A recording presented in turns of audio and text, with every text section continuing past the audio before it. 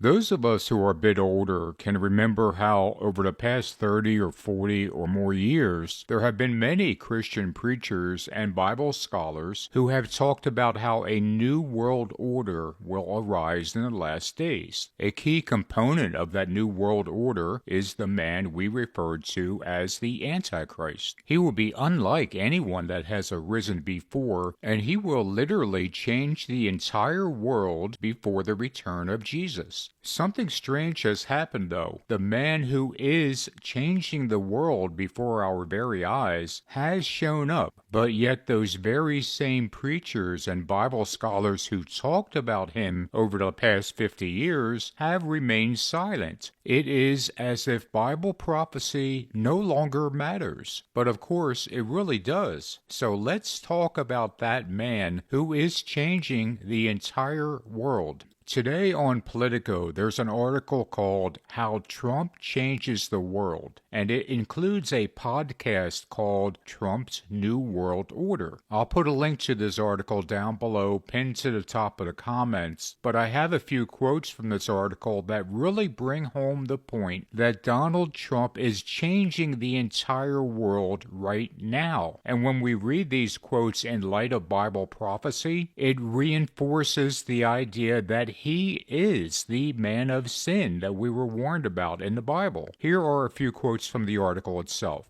New World Order. Take a step back. Donald Trump is transforming America's relations with the world before our eyes. Old rules are being rewritten, old alliances torn up. The world's greatest superpower is shifting on its axis. In many cases, there may be no going back. After 8 decades of rock-solid alliance, relations with Europe are in freefall, with Trump using his big interview with Politico this week to dismiss its culture as decaying and its leaders as weak. Official U.S. foreign policy now supports patriotic European parties aligned with the MAGA worldview, most of whom are in opposition. Ukraine fears it's about to be cut adrift, or worse still, carved up. Russia is praised for its strength. Also back on good terms is Chinese President Xi Jinping, to whom Trump has just agreed to export some of the most high-powered computer chips in the world, potentially transforming the global AI arms race. Trump and Xi plan to meet 4 times next year. Whispers of a new diplomatic power group containing the U.S., Russia, China, India, and Japan swirl around Washington. Traditional European allies would be out of the loop.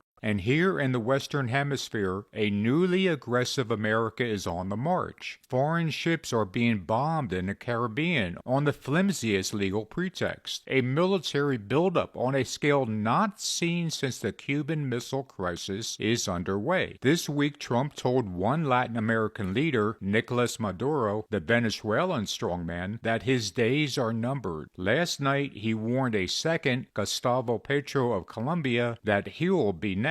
Fox News hosts speak openly of war on the continent next year. These are huge, dramatic changes to American foreign policy, with seismic consequences no one can predict. A new world order is emerging, cut roughly in Trump's image. And crucially, this is just the start. Any or all of these threads could develop quickly in the days ahead. Yesterday, American troops forcibly seized an oil tanker off the coast of Venezuela, another significant escalation. Trump was asked what would happen to the oil. We'll keep it, I guess, he shrugged. Amazingly, we're still only 10.5 months into his second term. We have 3 years and 2 months to go, Trump told a MAGA-supporting audience in Pennsylvania this week, and you know what that is in Trump time? 3 years and 2 months is called eternity. How will this new world order look by 2029?